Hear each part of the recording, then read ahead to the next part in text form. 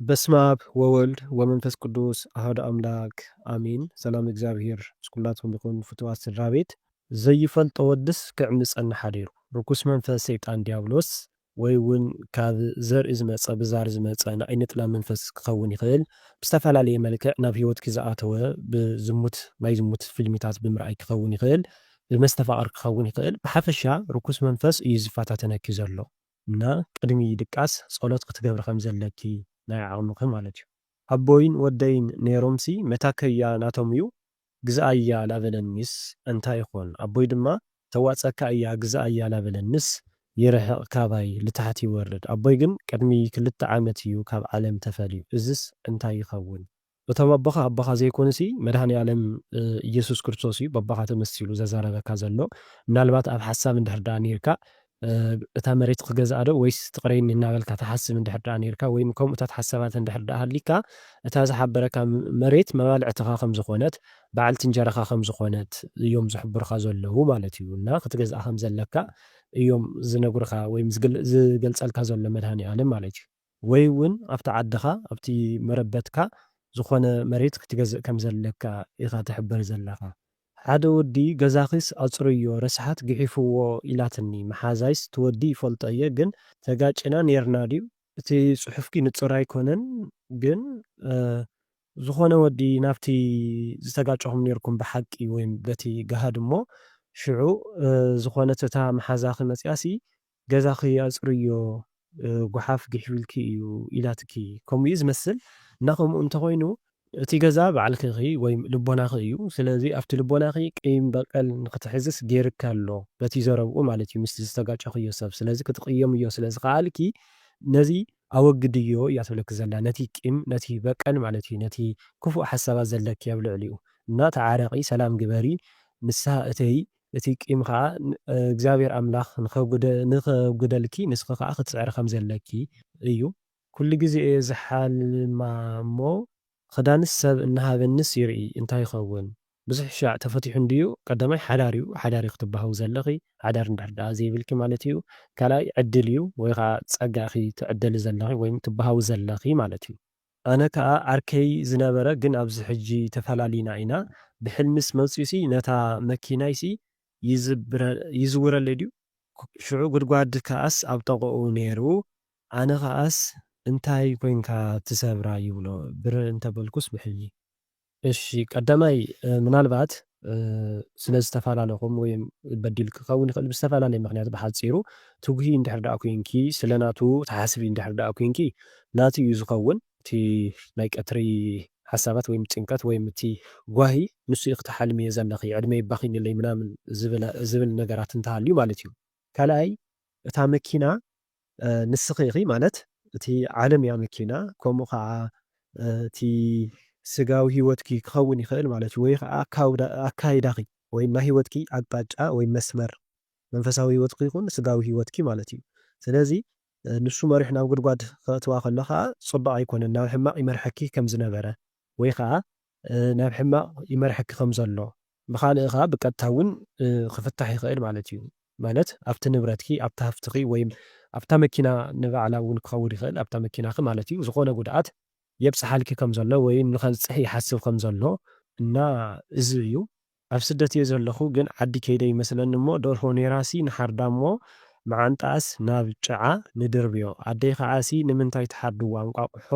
ብዙሕ ቀሪባሲ ክትጭጭፈለይ ኔራ ኢላሲ ትኹርየልና ኩላትና ኣሕዋት ከዓስ ተኣኪብና ኢና ነርና። እሺ ቀዳማይ ደርሆ ናይ ርኩስ መንፈስ ተምሳሌት እያ ናይ ራሃይሉ መንፈስ ትበሃል ከምኡውን ብሓፈሻ ናይ ርኩስ መንፈስ ተምሳሌት ኢና ንሓዛ እሞ እና እተን ተሓርድዋ ዘለኹም ከዓ እታ ርክስ መንፈስ ወይም ናይ ዛር መንፈስ ወይም ዝምልኽ ዝነበረ መንፈስ ካብ ቤትኩም እቲ ባእደምልኮ ማለት እዩ ተወግዱኹም ዘለኹም እዩ ንስኹም እቶም ተሓርድዋ ዘለኹም ማለት እዩ እና ናብ ኣምላኽ ተቐርብኩም ዘለኹም ካብቲ ናይ ርኩስ መንፈስ ግዝኣት ወይም ባርነት ወይም ካብቲ ናይ ዛር ኣምልኾት ዝግበር ዝነበረ ካብኡ ትወፁ ከም ዘለኹም እዩ እተን ኣዴኹም ግን ባዕድ ኣምልኮ ድሌት ከም ዘለወን ካብኡ መሊአን ከም ዘይወፃ ዛር ወይም ኣብቲ ናይ ባዕድ ኣምልኮ ተሓሳስባ ከም ዘለዋ ክኸውን ይኽእል ቀዳማይ ማለት እዩ። ምክንያቱ በቲ ናትኪ ዘሎ ናይ ሂወት ኣካይዳ በቲ ዘሎ ኩነታት ንስኺ ስለ ትፈልጥ እዩ ኣነ ኢለ ክሕብረክ እሞ ምስኡ ከተዛምድ እዮ ወይ ተተኣሳስር እዮ ማለት እዩ። ካልኣይ ደርሆ ናይ መንፈስ ቅዱስ ተምሳሌት እውን ክትኸውን ትኽእል እያ ማለት እዩ። ንኣብነት ሉቃስ 13 ከባቢ 34 ፍቕዲ ማለት እዩ እንተሪእና ኢየሩሳሌም ኢየሩሳሌም ንነቢያት እትቐትሊ ናባኺ ንተለኣኹ እውን ብእምኒ ትጭፍለቒ ከምቲ ደርሆ ንጨጫውታ ኣብ ትሕቲ ኣኽናፋ እትእክቦም ክንደይ ሳዕኽን ደቅኺ ክእክቦም ዘይደለኹ እሞ ኣብይኹም ከምቲ ዝብል ክርስቶስ ኣምላኽና ማለት እዩ እሞ ናይ መንፈስ ቅዱስ ተምሳሌት ወይም ናይ እግዚኣብሔር ተምሳሌት ወይም ናይ ቅዱሳን ወይም ናይ እመቤታችን ድንግል ማርያም ተምሳሌት እውን ክትኸውን ትኽእል እያ ዝብሉ ኣለዎ ማለት እዩ። እና ወላዲተ ኣምላክ መንፈስ ቅዱስ ክእክበኩም ኣብ ሕቕፉ ክገብረኩም ከም ዝደሊ ኮይኑ ግን ንስኻትኩም እግዚኣብሔር ዘይፈቕዶ ስራሕቲ ብምስራሕ መንፈስ ቅዱስ ዘይፈቕዶ ስራሕቲ ብምስራሕ ተኣዊዎ ከም ዘለኹም ክኸውን ይኽእል ማለት እዩ። ምናልባት እታዲኹም ከዓ ወላዲተ ኣምላክ ቅድስተ ቅዱሳን ድንግል ማርያም ትኸውን ትኽእል ትቆጣዕኩም ከም ዘላ ስለምንታይ እግዚኣብሔር ትሕዝኑ ዘለኹም ስለምንታይ ኣነ ዘይፈቕዶ እግዚኣብሔር ዘይፈቕዶ ስራሕቲ ትሰርሑ ኣለኹም ስለምንታይ መንፈስ ቅዱስ ተሕዝኑ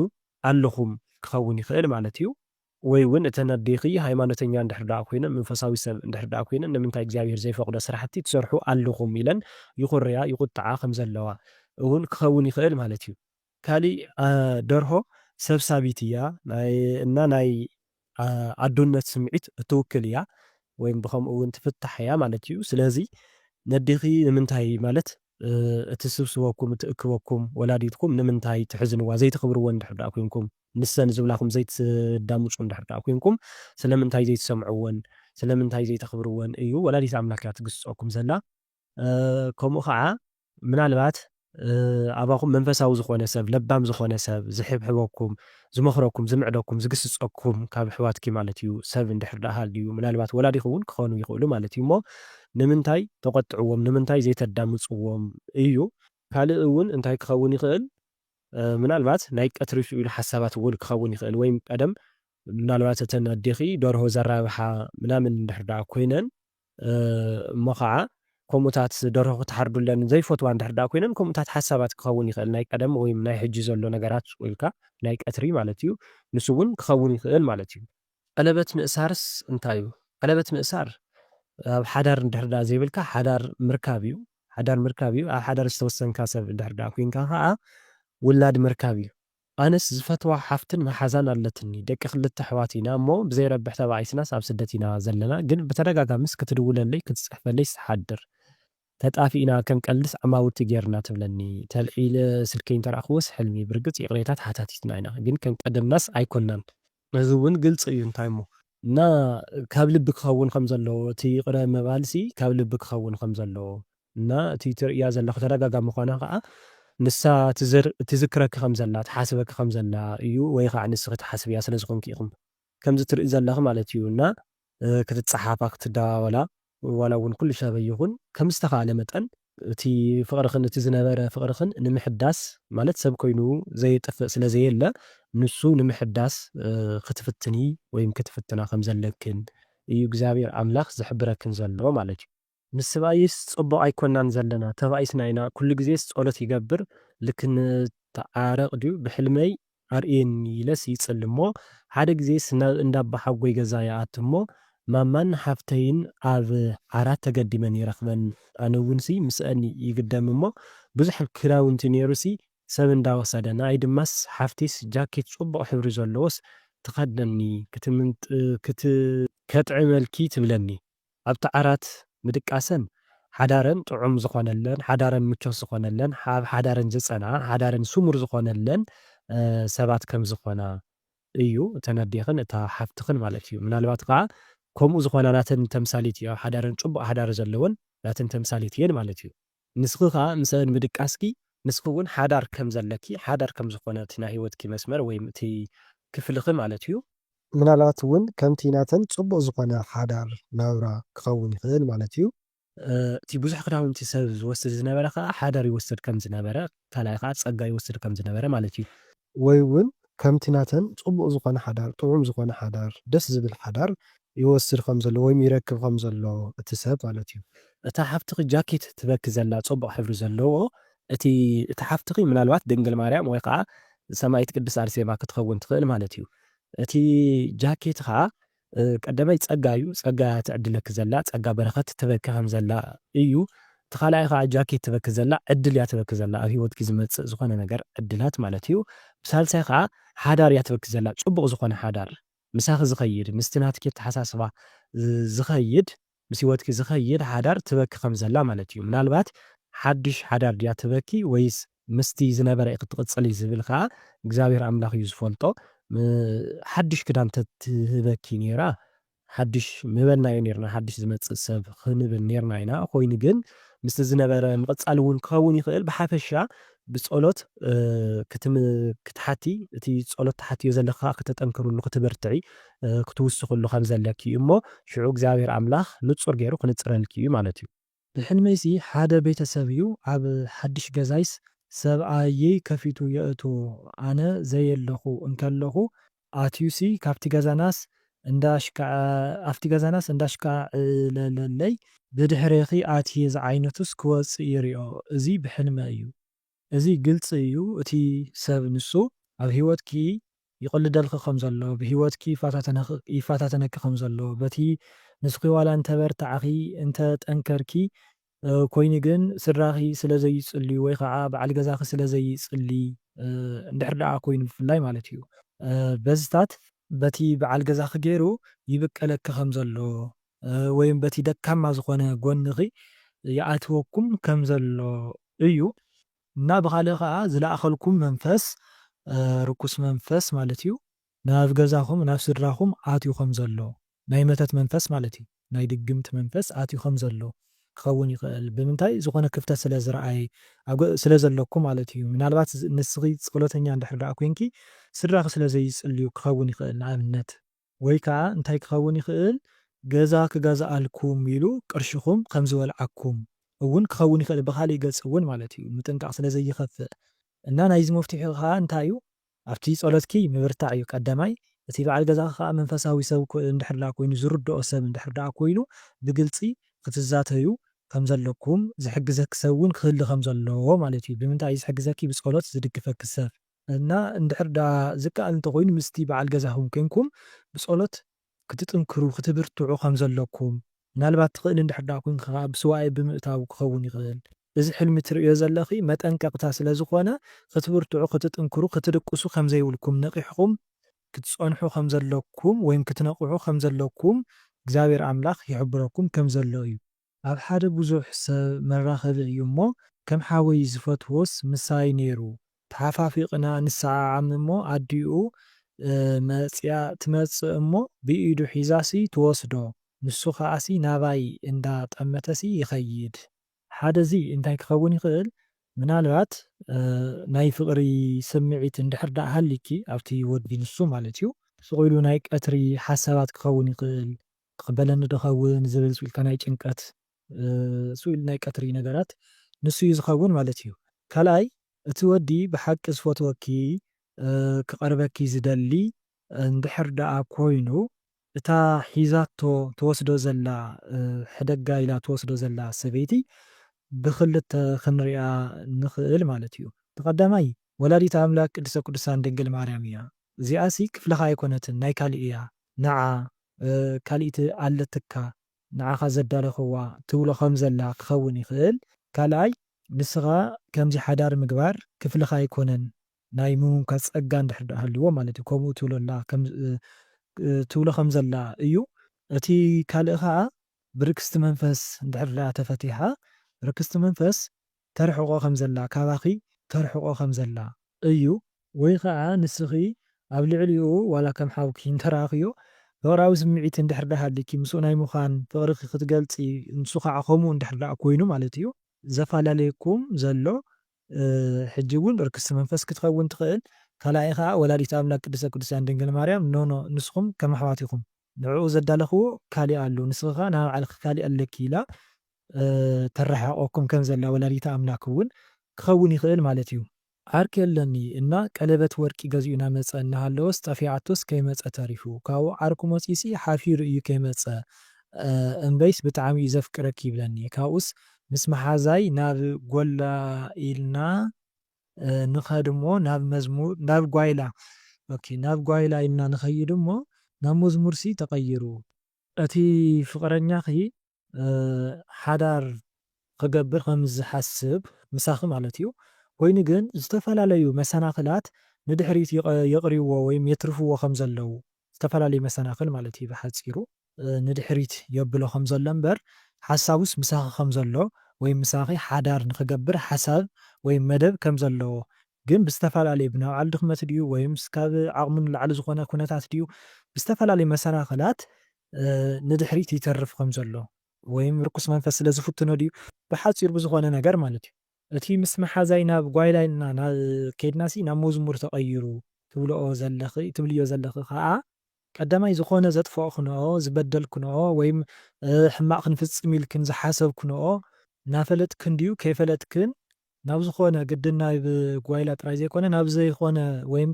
ኣንፈትክን ስሒትክን ዝነበርክን ናብ ሕማቕ መስመር ከይድክን ዝነበርክን እግዚአብሔር ኣምላኽ ብኪነ ጥበቡ ይምልሰክን ከም ዘሎ ናብ መንፈሳዊ ህይወት የእትወክን ከም ዘሎ ቃል እግዚአብሔር ክትመሃራ መዝሙር ከተዳምፃ መንፈሳውያን ሰባት ክትኾና ይገብረክን ከም ዘሎ እዩ። ኣብ ምድቃሰይስ ሽንቲ ማይ ይሸን እሞ እተን ዝነበራ ጓላት ከይሪኣኒስ ይፈርሕ እየ ጓል ሓወቦይ መፅያስ ብኸቦርታስ ሸፊናቶ። ሽንቲ ምሻን ብሓፈሻ ማለት እዩ ካብ ዝኾነ ውጥረት ካብ ዝኾነ ጭንቀት ምግልጋል እዩ ሓደ። ካልኣይ እቲ መርዚ ወይም ሰይጣን ዝፈጠረልካ ውሽጥኻ ዘሎ ሕማማት ክኸውን ይኽእል ይወፃልካ ከም ዘሎ ወይም ካብኡ ትገላገል ከም ዘለኻ ትድሕን ከም ዘለኻ እውን ክኸውን ይኽእል። ካልእ ሽንቲ ኣብ ዝተወለድካሉ መረበትካ እንዳሸንካ ወይ መገዛኻ እንዳሸንካ ክትርኢ ከለኻ እውን እንታይ ዝብሎ ኣሎ በቲ ባህላዊ ፍታሕ ማለት እዩ ወለዲ ከምቲ ዝብልዎ እታ መረበትካ ስርሕስቲ እያ ኣብኣስ ናብራኻ እኽለ ማይኻ ኣብኡ እዩ ይብልዎ ማለት እዩ። ካልእ እውን ኣብ ዓራትካ ክኸውን ይኽእል ኣብ ምግቢ ዝበልዕኻሉ ክትሸይን ከለኻ ከዓ ዘብልዐካ ነገር ትገፍዕ ከም ዘለኻ ንእግዚአብሔር ክኸውን ይኽእል እግዚኣብሔር ዝሃበካ ሃፍቲት ኣብ ልዕሊኡ ትዕምፀሉ ከም ዘለኻ ወይም ንፅቡቕ ዘይኮነስ ንሕማቕ ተውዕሎ ከም ዘለኻ ክኸውን ይኽእል። ስለዚ በቲ ናትኪ ኣብ ዓራትካ ምሻን ማለት ናይ ዓይነ ጥላ መንፈስ ከም ዘለኪ ምናልባት ኣብ ዓራትኪ ትሸኒ እንድሕር ዳ ኮንኪ ሕጂ እውን ማለት እዩ እቲ ዘሽነኪ ዘሎ ናይ ዓይነ ጥላ መንፈስ እዩ ዋላ ሕጂ ዘይትሸኒ እንተኮንኪ እውን ብሕቡእ ናይ ዓይነ ጥላ ርኩስ መንፈስ ከም ዘሎ እዩ ማለት እዩ። ምሰባት ንኸይትሕወሲ ሓዳር ንኸይትገብሪ ብሓፍረት ትሕት ክተብሊ ዓርስኺ ደካማ እየ ትሕቲ እየ ኢልኪ ዓርስኺ ካብ ሰባት መታን ክተግልሊ ዝፈታተነኪ ርኩስ መንፈስ ከም ዘሎ እዩ። ናይ ትሕትና ናይ ሕፍረት ስምዒት ንክስማዓኪ ብምግባር ማለት እዩ እና ኣብ ጸሎትኺ ክትብርትዒ ከም ዘለኪ እንዳበርታዕኺ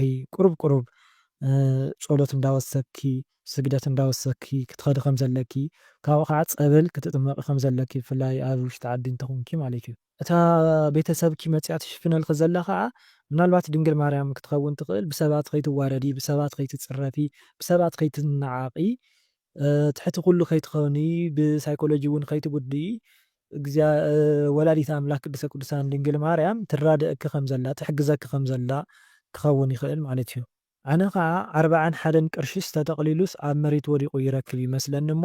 ካብኡ ኣልዒለዮ ርኢ ተበልክዎ ከዓስ ዝኣረገ እዚ ደኣ ኣሪጉ እንድዩ እኒኦ ዘይጠቅም ኢለስ ክድርብዮ ምስ በልኩሲ ኣደይ ከዓስ ከይትድርብዮ ሃቢ ክሕድሰልኪ መሐደሲ ኣለና ትብለኒ ይመስለኒ ካብኡስ ብረብ ኢለ እቲ ኣረጊት ቅርሺ ውላድ እንድዩ ብኻልእ ከዓ ዝኾነ ውህብቶ በረከት እዩ። ዝኣረገ ቅርሺ እንድሕር ደኣ ኮይኑ ህውከት እዩ ዝበሃል ብርግፅ ህውከት ዝኾነ ፈተና ካብኡ ከዓ ኣብቲ በረከትካ ዝመፀ ዝኾነ መሰናኽላት ወይ ኣብ ውሉድካ ዝመፀ ዝኾነ ነገራት ሕማም እውን ክኸውን ይኽእል ማለት እዩ። ስለዚ ንሱ ከዕርየልኪ እያ ትብለኪ ዘላ ከስተኻኽለልኪ እቲ መስተኻኸሊ ኢናኻ እንታይ እዩ መሳርሒ ኣለና ዘስተኻኽል ትብለኪ ዘላ ወላዲተ ኣምላክ ንስሓ እዩ። ሲእናዮ ዝነበርና በረከት ንመልሰሉ መንገዲ ቀዳማይ ንስሓ ክንኣቱ ከለና እዩ ካብኡ ከዓ ኣብ ጸሎትና ክንውሰን ከለና ብጸሎት ክንበርታዕ ከለና እዩ ማለት እዩ። ስለዚ ከስተኻኽለልኪ ናባይ ቅረቢ ብንስሓ ቅረብኒ ትብለኪ ከም ዘላ ወላዲት ኣምላክ ማለት እዩ። ምናልባት እንድሕር ደኣ በረከት ዘይብልኪ እንድሕር ደኣ ኮንኪ ዝሓዝክዮ ዘይተባረኸ ወይም ዘይውዳእ ቀልጢፉ ዝውዳእ እንድሕር ደኣ ኮይኑ ብኻልእ እውን እቲ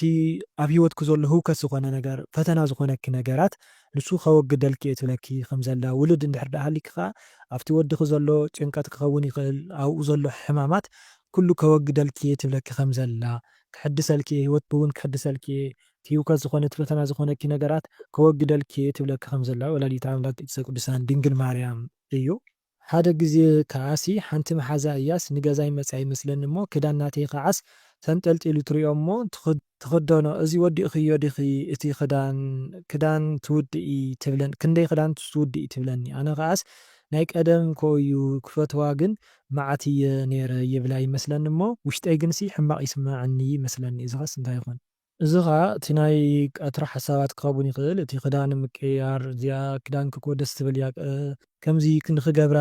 ሓደ ግዜ ሃብኒ ዝብል ከምዝታት እንተኮይኑ ናይ ቀትሪ ሓሳባት እዩ። ከምዝታት እንድሕር ደኣ ትበሃላ እንተኮይንክን ማለት እዩ ክዳንስ ትቀያየራ እንድሕር ደኣ ኮንክን። ካልኣይ ኣብ ልዕሊኣ ዝኾነ ናይ ጥርጥር ዝኾነ ፅቡቅ ዝኾነ ርድኢት እንድሕር ደኣ ዘይብልኪ እውን በዝታት ሓልምዮ ዘለኺ ክኸውን ይኽእል ማለት እዩ። ርኩስ መንፈስ ዲያብሎስ ሰይጣን እውን መታን ናብ ሓጢኣት ከእትወኪ መታን ናብ ቂም ከእትወኪ ከምዝታት ሕልሚ ከርእየኪ ይኽእል ማለት እዩ። እቲ ካልእ ከዓ ክዳንካ ሰብ ክኽደነልካ ከሎ ፅቡቅ ኣይኮነን ብርግፅ እዚ ማለት እቲ በዓኻ ኣብ ሓዳርኪ ዝኾነ ወይ ኣብቶም ዘለኪ ኣፍቃሪ ምናምን ክኸውን ይኽእል ኣብኡ ዝኾነ ቅንኢ ከም ዘለዋ ወይ ኣብቲ ሓዳርኪ ፅቡቅ ርድኢት ከም ዘይብላ ወይ ከዓ ኣብቲ እግዚኣብሔር ኣምላኽ ዝሃበኪ ፀጋታት ናይ ሃብቲ ፀጋ ይኹን ናይ ካሊእ ናይ ዕድል ፀጋ ይኹን ኣብኡ ናይ ቅንኢ መንፈስ ከም ዘለዋ ኣብ ናይ ማታ ነገር ዘመኒ ወይ ኣብቲ ናትኪ ዝሃበኪ ኣምላኽ ዝሃበኪ ነገራት ኣብኡ ትምነ ከም ዘላ ክኸውን ይኽእል ማለት እዩ። ስለ ዝነበረና ሰዓት ኩሉ ናይ እግዚኣብሔር ኣምላኽና ሽሙ ይኽበር ይመስገን። ወስብሐት ለእግዚአብሔር።